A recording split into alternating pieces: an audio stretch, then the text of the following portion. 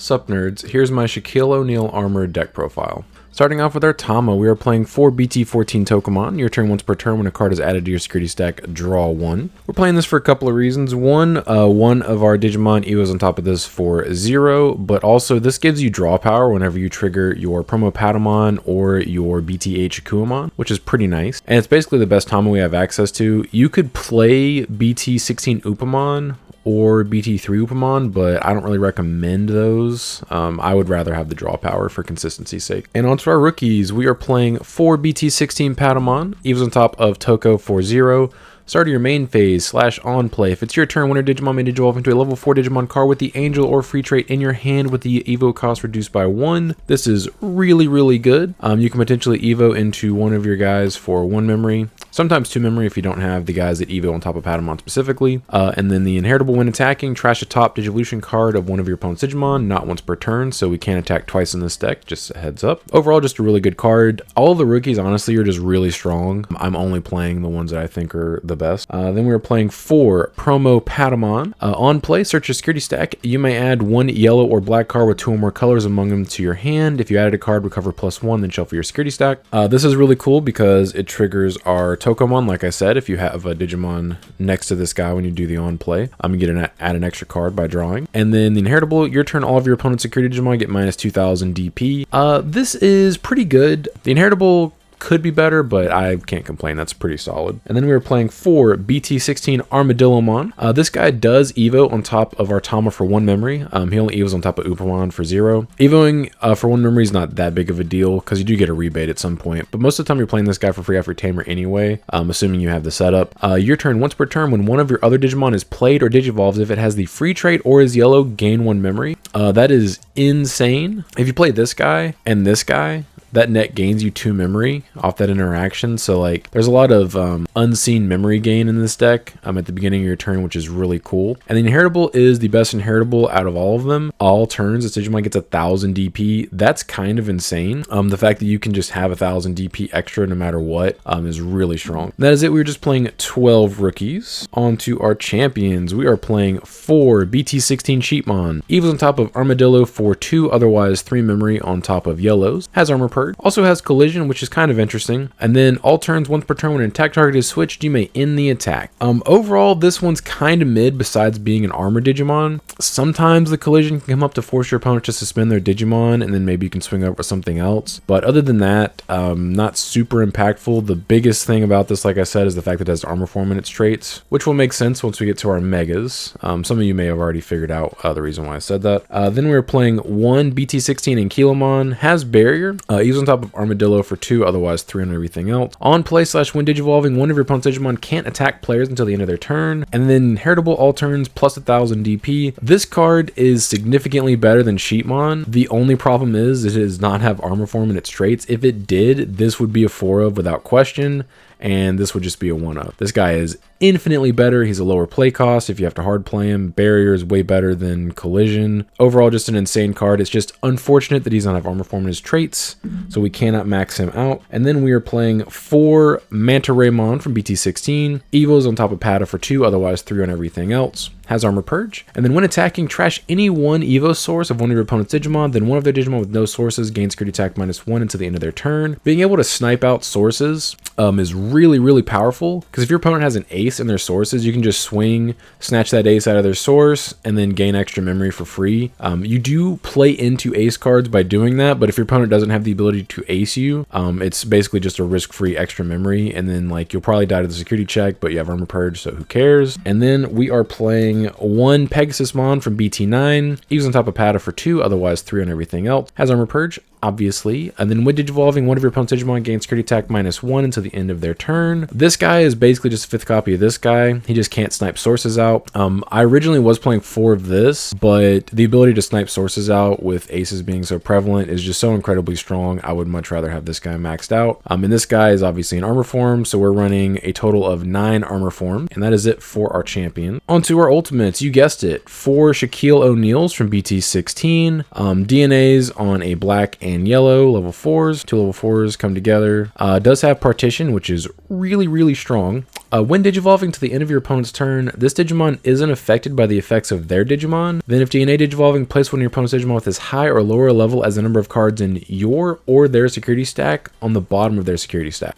This guy is really insane. He basically forces your opponent to either have an option to remove him, or a tamer, I guess, or they have to play into an ace card if they want to swing at you, because they don't have a way to out this guy with Digimon effects for the turn, which is really powerful. And his inheritable is also partition, which is really strong. I'll go ahead and read it for those of you that aren't aware of what it does. When this Digimon with each of the specified Digivolution cards would leave the battle area other than by your effects or a battle, you may play one of each specified card without paying the cost. So this guy is a level 4 and level 4 black and yellow. So basically what happens is if anything happens to him, they can put him in security. Partition still triggers. If he leaves the field by anything other than battle or one of your effects, you get to poop out his sources, and then he goes away. So like if they're passing turn to do whatever they're doing, you can just DNA into another one on your turn. And then we have 4 Shaquille O'Neals from BT8. This guy DNAs on yellow and blue level 4s. When digivolving, if you have 5 or fewer security cards, recover +1, so that'll trigger your Toko to draw another card. Then when DNA digivolving, return one of your opponent's Digimon whose level is less than or equal to the number of cards in your security stack to its owner's hand. So it bounces instead of putting stuff on security, or insecurity I should say. But still impactful. Bouncing stuff is better than deleting most of the time. So like these guys both getting around like deletion protection or deletion effects are really good. And then the inheritable is when attacking, one of your opponent's Digimon gets minus 3000 DP for the turn. Not once per turn. Very strong when you're swinging twice. That's 6000 DP math. And that is it. We were just playing 8 level 5s. On to our megas. We are running 3 Valks from BT16. I would say the best ace card we have access to right now, and I don't think it even gets outclassed when we get EX6 in a couple of weeks. I'm still going to be the best one. He does unfortunately evo for 4 on top of all of our level 5s, but not a big deal. It's worth it. On play / when digivolving, all of your opponent's Digimon get minus 5000 DP for the turn, so he has a ruin mode like effect, except for it just doesn't persist beyond the end of your turn. Still nasty. And then all turns once per turn, when a card is removed from a security stack, delete one of your opponent's Digimon with 8000 DP or lower. If this effect did not delete, this Digimon gains security attack +1 until the end of your turn. So you can actually gain 2 extra security checks on this guy. I've seen people question this in some of the gameplay videos I have with him. So let's say you blast evo into this guy. When your opponent attacks you, or is just on the field, your opponent checks one of your security cards. If he doesn't delete anything, he gains a check until the end of your turn. And then on your turn, if you procs a second time and he doesn't delete anything again, he gains another check until the end of your turn. And then you can swing and he has 3 checks. That can come up, so just wanted to explain that real quick for those of you that are unaware. But what's really cool about him is in this deck, we can proc that effect at will, basically, with this promo Patamon. If they have something 8000 DP or lower, like if they're trying to ace you, you just play this promo Patamon, add something out of your security, which most likely you're going to have a target in there, and then trigger his effect, blow it up, and then swing safely. Don't have to worry about aces. And then we are playing 3 Magnemon X from BT16. This guy is obviously really good. I would say he's the best card in the entire game right now, just generically. Evo's for 4. Who cares? Blocker. Armor Purge. When digivolving, if Magnemon X or an Armor Form trait card is in this Digimon's sources until the end of your opponent's turn, this Digimon gets 3000 DP and isn't affected by your opponent's effects, then unsuspend it. All turns once per turn, when a card is removed from a security stack, you may activate one of this Digimon's when digivolving effects. That's why it's important to have Armor Form trait Digimon at our level 4 slot to ensure that this guy gets his immunity effect. We are only running 3 because you don't really need to max this card out, because most of the time, like, you're gonna have Shakkoumon protection and you're going to be able to ace them with Valk. But yeah, once you get this guy out against, I would say like 85 to 95% of decks, most of them don't actually have an out to them unless you play into like an ace card or something. But if you can trigger his effect before you swing, they're basically never going to be able to out him. He's just an insane card. And then that is it. We were just playing 6 level 6s. On to our tamers. We are playing 4 Cody and TK. This is by far the best card in the deck for this deck. All of the DNA decks, the best card in the deck is this card. If this card hits the field, especially in multiples, it lets you pop off so hard on people, it's ridiculous. Start of your main phase, you may play 1 Armadillomon or Patamon from your hand without paying the cost. That's pretty insane. At the next end of your opponent's turn, return it to the hand. That's the only downside of this card, But fun fact, if you DNA with that Digimon, it's not the same Digimon, so nothing happens. It just stays on the field. Your turn, when one of your Digimon digivolves into a black or yellow Digimon, by suspending this tamer, gain 1 memory. If DNA digivolving, de-evo one of your opponent's Digimon. De-evo is one of the most powerful effects we have in the game. I would say DP minus is number 1, and I believe de-evo is number 2 as far as like removal-esque effects. Just really good at getting around protection effects and stuff like that. Also, it lowers their level, so your Shacks can bounce or security tuck your opponent's Digimon that much easier. And obviously the memory gain is super cool as well.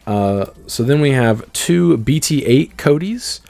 3 cost tamer. Start your main phase if you have a yellow Digimon in play, gain 1 memory. And then your turn, when one of your Digimon with 2 or more colors attacks, you may suspend this tamer to give one of your opponent's Digimon minus 2000 DP for the turn. So fun fact, if you have both of these tamers on the field and no Digimon to push out of your breeding area and no Digimon in play, you can actually trigger this effect first to play a Digimon, and then this guy can still trigger the start of main phase effect to gain a memory off that Digimon being in play. That is something that can come up when you're playing this combo of cards, so I just wanted to address that. And that is it. We're just playing 6 tamers. Then we were playing 4 physical trainings.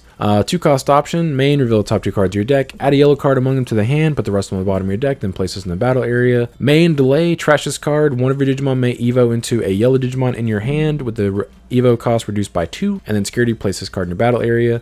So this deck requires quite a bit of setup if you don't open like the super nuts. And you kind of want to hide in your breeding area until you're ready to do stuff. So I maxed out cards that let you set up while hiding in your breeding area. We're also playing 4 yellow mem boost. Main, reveal the top 4 cards of your deck, add a yellow Digimon card among them.